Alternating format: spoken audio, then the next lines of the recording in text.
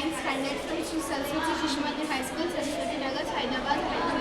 So today we are here to explain our model, which is about controlling air pollution. To control air pollution, vehicle emissions, our project's direction can be controlled by our project for some extent. My friend will overcome the topic. In our project, we used heavy motors such as vehicle emissions and sent to the filter where sulfur dioxide, carbon monoxide and such hazardous gases filtered here, and this filtered gases released into the atmosphere. So by this